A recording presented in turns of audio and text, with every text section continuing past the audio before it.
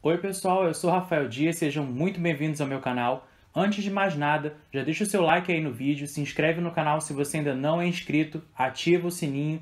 Não esquece também de compartilhar o conteúdo com quem você acha que vai curtir, beleza? No vídeo de hoje, como eu falei na semana passada, eu vou tentar explicar um pouquinho o conceito que eu não chamaria de sem noção, porque de repente tem gente que não entende mesmo, do racismo reverso e por que ele não existe. Também vou falar de apropriação cultural e o embranquecimento da cultura no Brasil. Lembrando que esse conteúdo tá bem resumido, ele tá zipado mesmo. Deu para entender a referência? Não?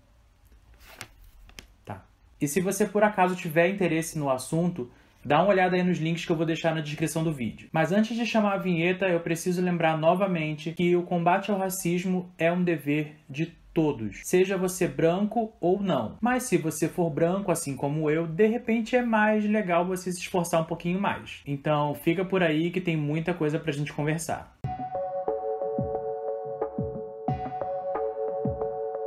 Para deixar o vídeo mais organizado, eu vou desmembrar os assuntos de hoje em tópicos. O primeiro tópico é o racismo reverso, mas eu não vou perder muito tempo falando do que ele se trata. Até porque ele é basicamente a ideia de que pessoas brancas podem sofrer racismo por parte de pessoas de outras etnias. Ao invés disso, eu vou tentar explicar mais ou menos por que ele não existe e se você tiver mais interesse no assunto, os links de referência estão aí embaixo na descrição do vídeo. A nossa lei brasileira, ela considera crime de racismo o seguinte, eu vou ler aqui para vocês, mas vai aparecer aqui no cantinho também. Praticar, induzir ou incitar a discriminação ou preconceito de raça, cor, etnia, religião ou procedência nacional. Essa é a descrição de crime de racismo na nossa lei. E nesse momento você pode até se perguntar, ué, mas então, nesse caso, o branco pode sofrer racismo, porque ele faz parte de uma cor, de uma raça, de uma etnia. E em qualquer outro lugar você estaria completamente certo.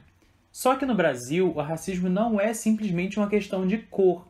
O racismo no Brasil, ele é uma questão de poder. Ele é uma questão do branco nunca ter estado abaixo do negro em situação nenhuma. Não existe em momento nenhum da história desse país alguma época, algum período em que alguém branco sofreu discriminação pela sua cor. A gente não tinha escravidão branca, a gente não tinha brancos sendo impedidos de votar, ou de estudar, ou de acessar certos espaços, ou até mesmo sendo impedidos de decidir sobre a própria vida. Então, para que existisse o racismo reverso, as pessoas brancas elas teriam que ter sido excluídas em algum momento da história do Brasil.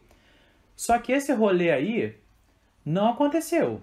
Eu vou deixar aí para vocês nos links de referência uma decisão judicial sobre um caso de racismo reverso. E o juiz, na decisão dele, na verdade na sentença dele, ele explica mais ou menos esse close errado histórico que é o racismo reverso e por que ele não existe. Mas assim, na minha opinião, o que parece é que tem uma galera branca aí que está tão acostumada a ser o centro das atenções e também acostumados a sempre ter tudo, o foco voltado para eles, que até o racismo eles querem sofrer para não perder o protagonismo. Um ótimo exemplo disso foi o programa de trainee do Magazine Luiza.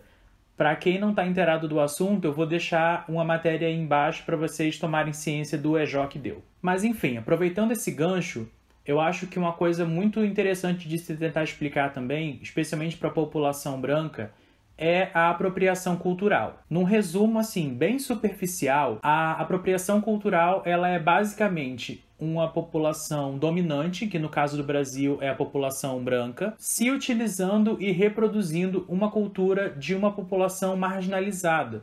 Nesse caso, a população negra. E aí você pode me perguntar de novo, mas Rafael, tem algum problema de uma pessoa branca usar, sei lá, turbante ou nagô ou dread, que seja? E a resposta é bem simples, não tem problema nenhum, meu anjo. As pessoas, elas têm livre-arbítrio e elas fazem o que elas quiserem. Então a pessoa branca pode sim, se ela quiser, usar um turbante ou colocar trança ou fazer dread.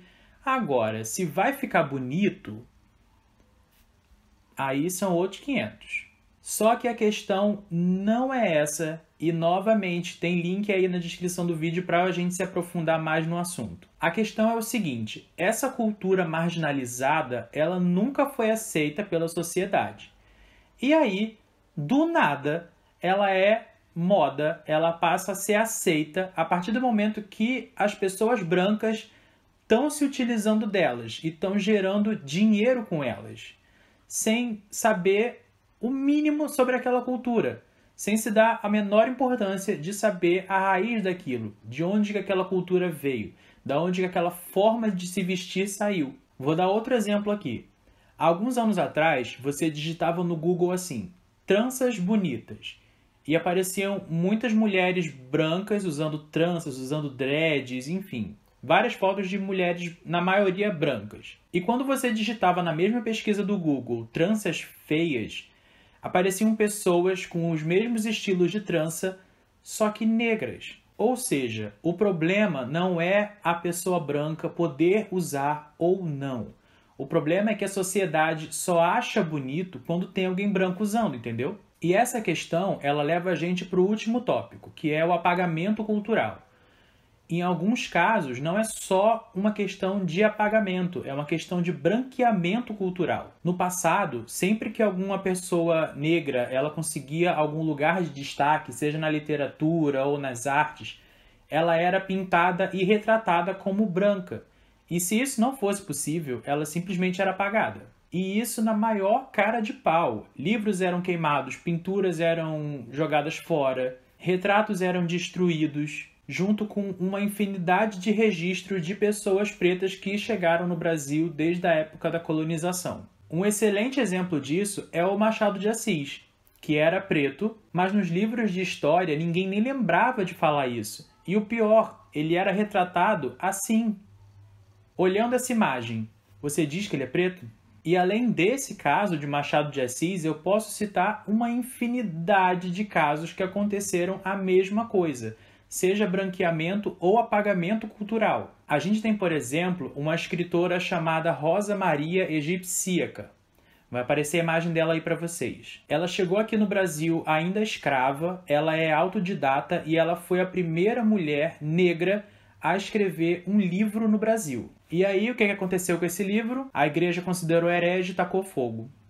Outro exemplo que também é muito famoso é a Carolina Maria de Jesus. Ela foi traduzida para vários idiomas, ela foi comercializada, os livros dela foram comercializados em mais de 40 países, inclusive fazendo muito sucesso nos Estados Unidos. Ela era uma escritora negra brasileira que falava de pobreza e da vida na periferia na década ali de 40, 50 mais ou menos. E ela foi tão apagada que nem uma terça parte do dinheiro que fizeram vendendo os livros dela ela viu. Como muitos outros escritores daquela época, ela também morreu pobre. Até hoje, por exemplo, ainda é muito difícil que você encontre escritores negros que sejam famosos ou que estejam produzindo livros sobre ficção científica ou livros acadêmicos ou livros de literatura infanto-juvenil, por exemplo. E eu aproveito esse espaço que eu estou falando desses autores que a gente não conhece para pedir que vocês que estão aí assistindo, se vocês souberem alguma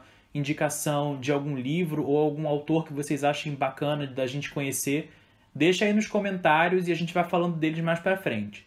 Eu pretendo fazer ainda um vídeo sobre indicações, então se vocês puderem colaborar vai ser muito legal. Outra coisa também que nessa altura do campeonato vocês já sabem como que funciona esse canal, então se você achou interessante algum dos conteúdos, aí embaixo na descrição do vídeo eu deixei os links de referência nas pesquisas que eu fiz, então se vocês tiverem interesse de se aprofundar mais, é só clicar nos links que estão aí embaixo, beleza? Bom, pessoal, esse foi o vídeo de hoje, eu espero que vocês tenham gostado muito. Não se esqueçam de se inscreverem aqui no canal, ativarem o sininho, deixa o like aí no vídeo também, deixa um comentário e é isso. Na semana que vem eu vou discutir um pouco sobre a consequência do racismo na saúde da população brasileira, mais especificamente a saúde da população preta no Brasil. Tem muita curiosidade que a gente precisa ficar sabendo, então eu espero que todo mundo esteja comigo na próxima semana e fica por aí.